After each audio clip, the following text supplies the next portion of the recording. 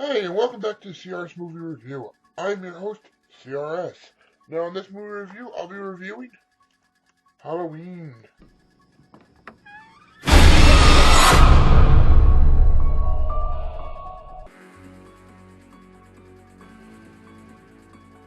Now, here's some basic info. It has a runtime of an hour and 45 minutes, but without credits, only an hour and 40 minutes. It was released in 2018. Hope I'm getting that right. Directed by David Gordon Green, and it has an R rating for horror, violence, and bloody images, as well as language, brief drug use, and nudity. But spoiler alert, the only nudity in this film is literally scenes from the first Halloween, showing Judith Myers. Thought you should know. Anyway, the top 5 cast. You have Jamie Lee Curtis reprising her role as Laurie Strode, Jude Greer as Karen, I'm gonna butcher this one, Haluk Bilginer as Dr. Sartain, Will Patton as Officer Hawkins, and Toby Russ as Ray. Here's the whole movie or storyline in 10 points, 10 lines, or 10 whatever, from beginning to end. So the movie basically opens up with two crime bloggers or podcasters, whatever you want to call them, Dana and Aaron, who are essentially the way the film navigates from the first film to the current one. They start at Smith Grove to interview or get a reaction from Michael Myers by using his mask. We also meet Michael Myers' new doctor, Dr. Sartain. Then they go to Laurie's, and we now see how she's living basically sealed off, on alert all the time, and explains her life since the first part, aka 2 failed marriages and a daughter who really doesn't speak to her.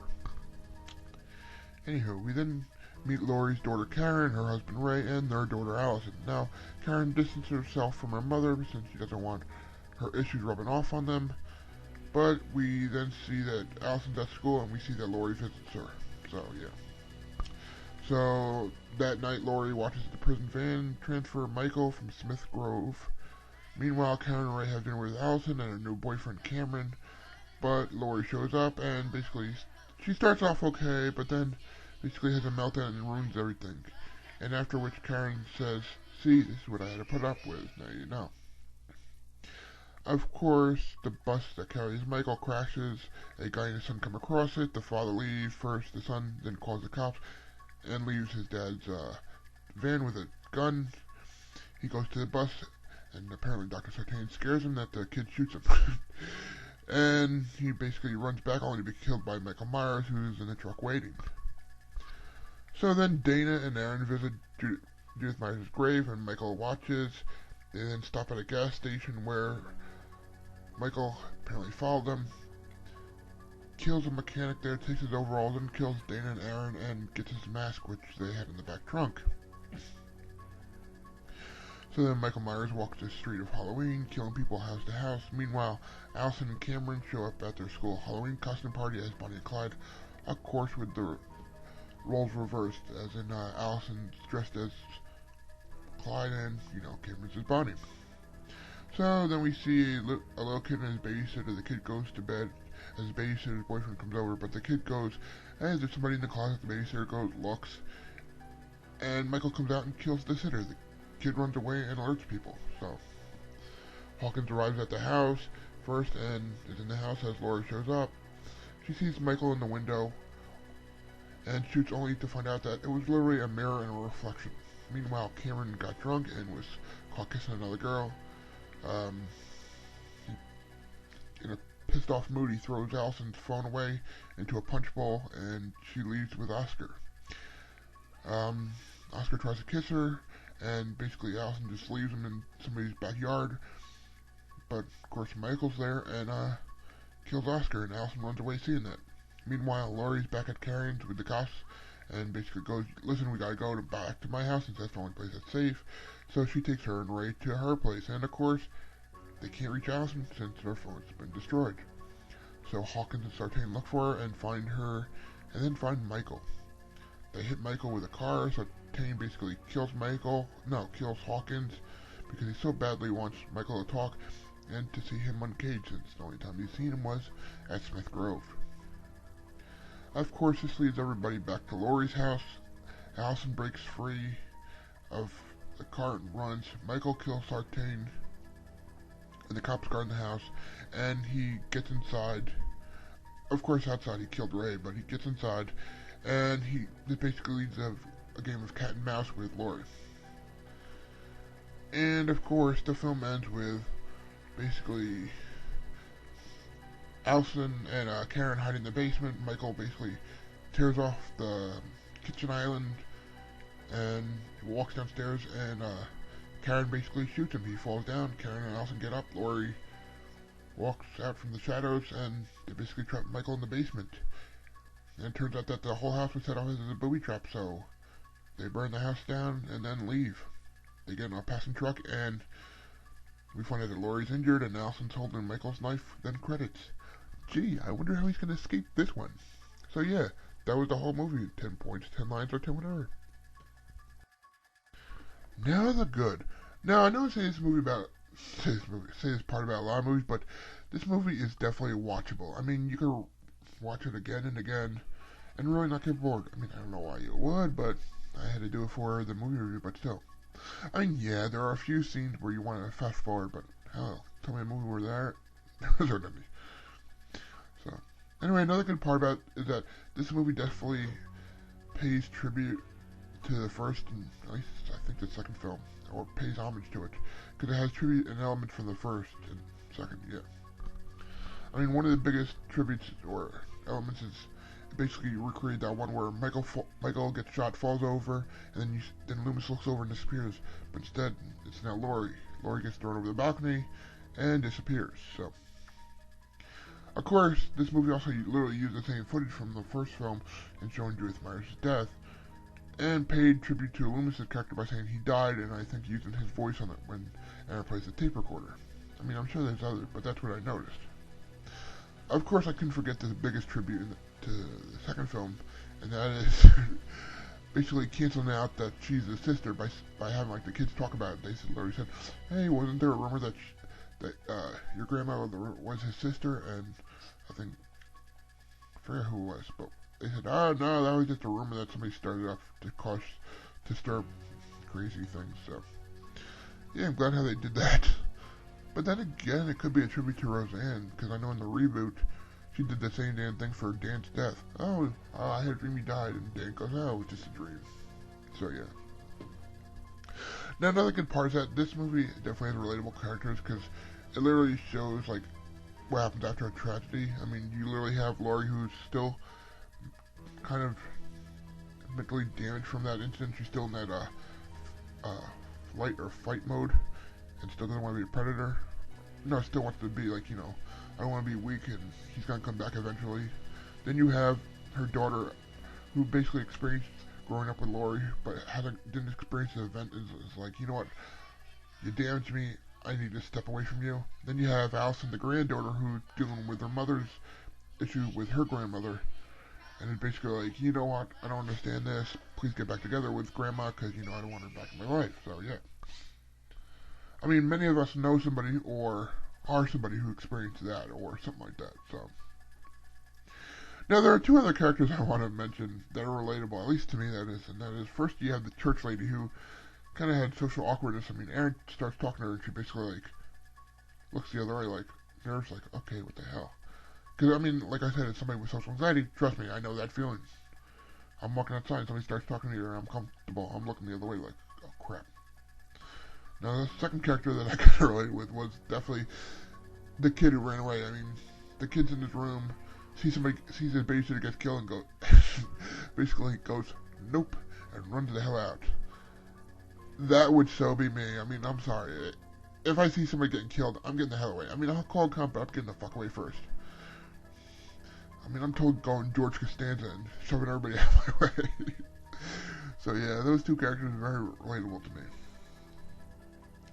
Now, this movie basically is realistic, and that is, at least with Michael Myers, he doesn't really show any supernatural abilities, even though people say he's like the boogeyman or supernatural. He really doesn't. I mean, okay, besides knowing where everybody is, apparently, you know, find his way there, he's really not supernatural. I mean, he's like a lot of other killers where, like, they can hide in plain sight, they can go from one location to another, and you're sitting there like, wait, how did he not get caught?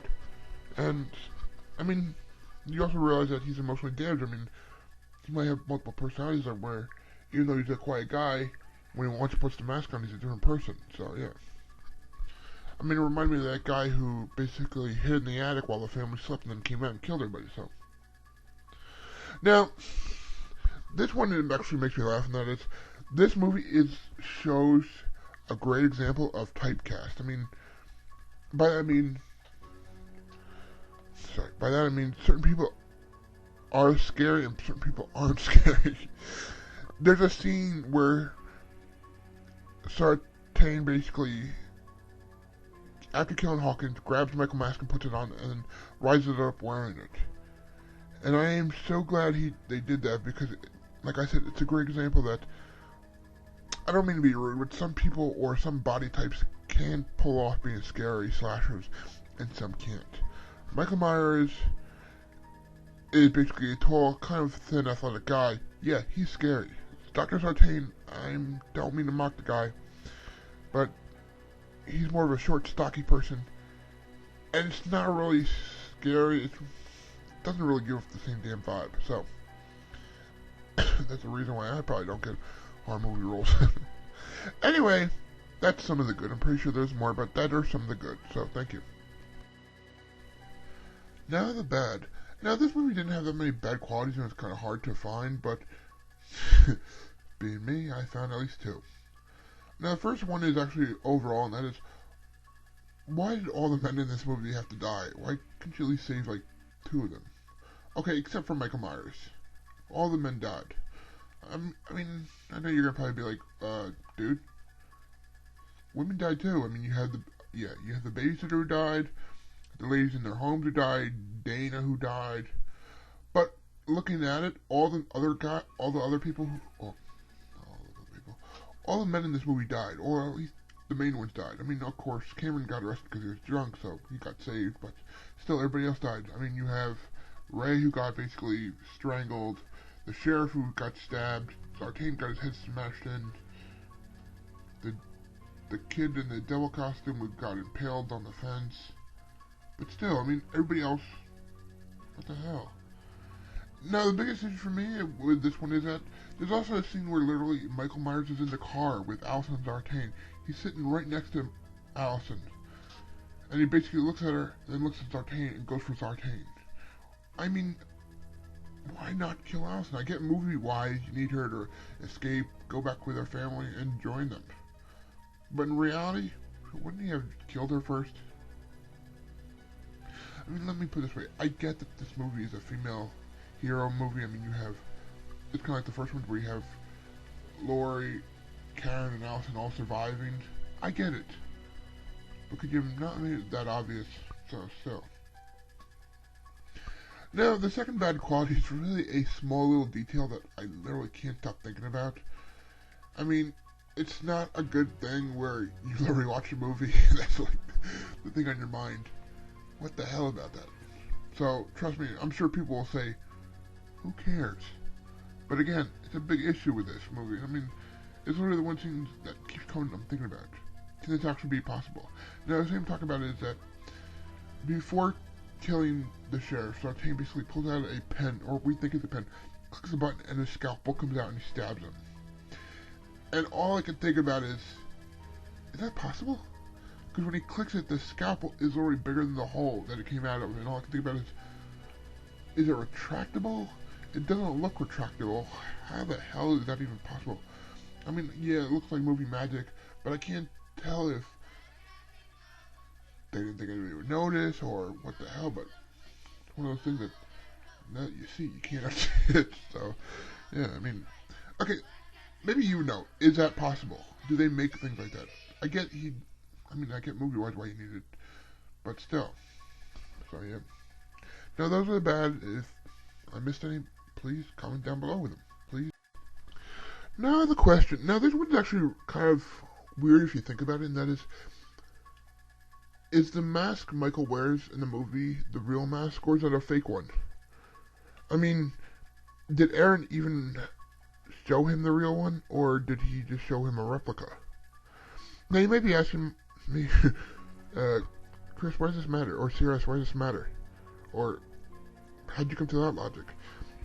Okay, let me explain. There are 4 scenes. Well, one was on the deleted scene, but still. Now, the first scene is literally where Aaron basically is at the hospital and pulls out a mask, and there's a reaction with everybody else, and that is it gets intense. But if you notice, Michael really doesn't have a reaction. Okay, he kind of like moves his head a little bit to the side, like to say, "Yeah, I acknowledge you're holding a mask," but you don't know if he's saying, "I feel it," or he's saying, "Dude, I can tell it's a fake one."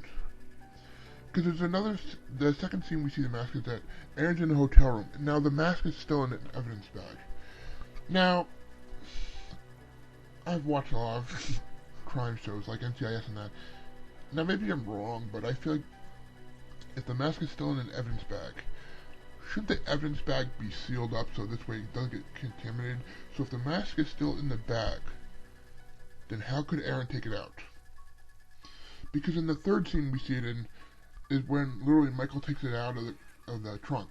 Now in the trunk, it's not in the bag anymore, or it's not in the bag, it's just hanging out in the trunk. So you might be asked, so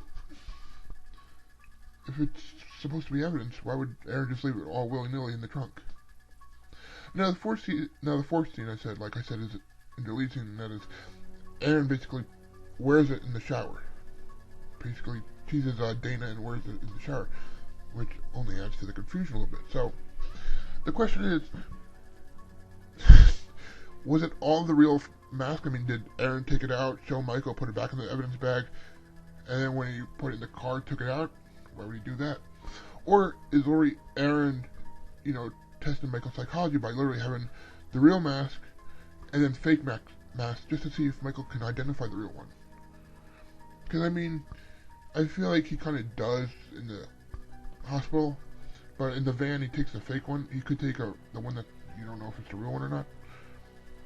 Now another part of this question is, part of this thing that makes me wonder is that, now Aaron basically said that he had a friend at a friend who loaned him from the evidence garage. But part of me doubts this one too, because let me put it this way. If a friend loans you something from an evidence garage, wouldn't at least one of his rules be, listen, I know you're doing this to show the killer, the master, that you get the reaction, but please, whatever you do, do not take it out of the evidence bag, because if they need it for another case, then you basically just screwed up the case by ruining the evidence. So maybe this also pertains that Aaron said, you know what, I'll keep the real one in an evidence case, but I'm going to make multiple copies. So this also could add to his, argument that he had a couple copies just to see Michael's reaction, because maybe Michael is supernatural, he knows where the real one is, but maybe he just is a guy with I don't want to say multiple personality disorder, maybe it is, where the mask actually activates it. So any mask, as long as it looks like that one, his original one, can activate his killer side, because he definitely changes it a little bit, or he seeks it out. So if you're still with me, or if you still understand the question, please let me know what you think. Are all the masks the real mask, or are they, like I said, copies that Aaron, made up just to see?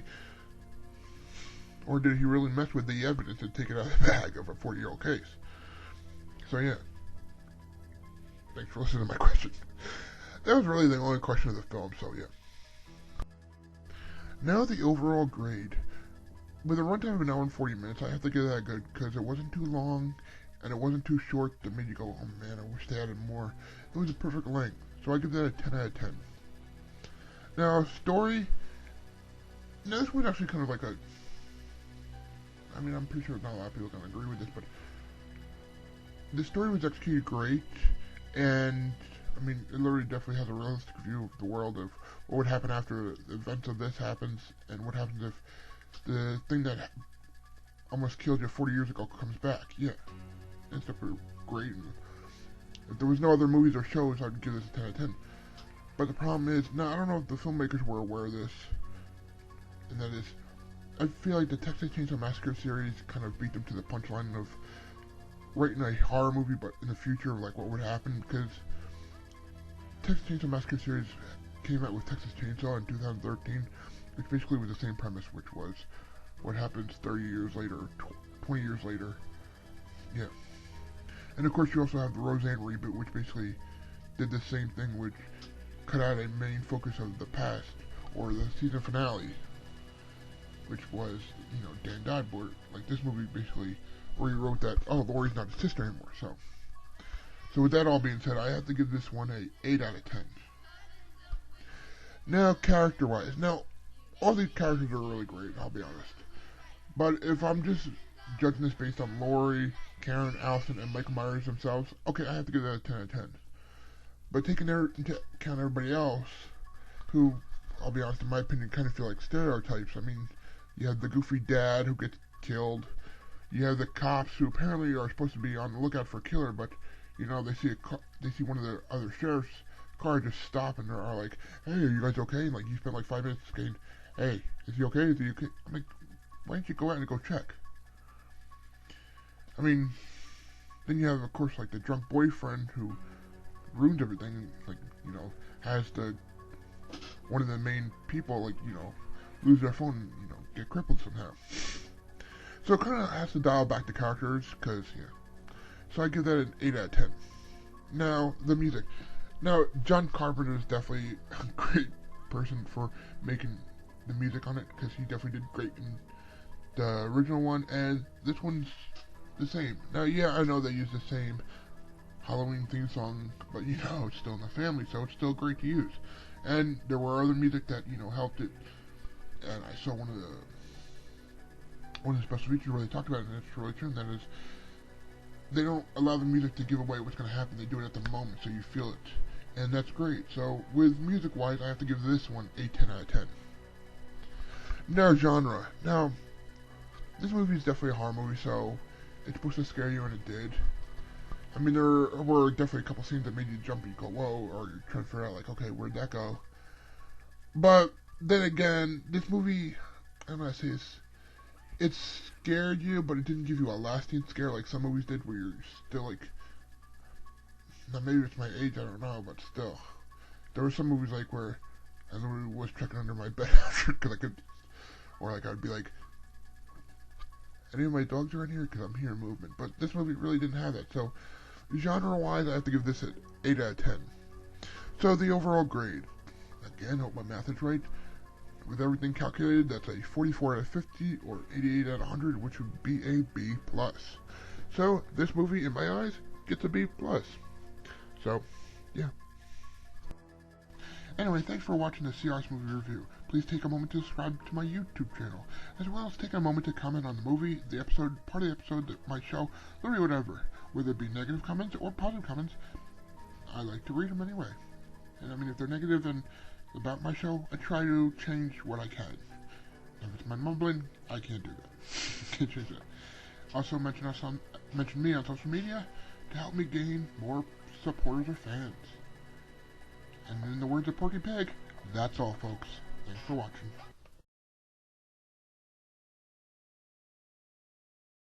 Say something. Say something. Say something! Say something.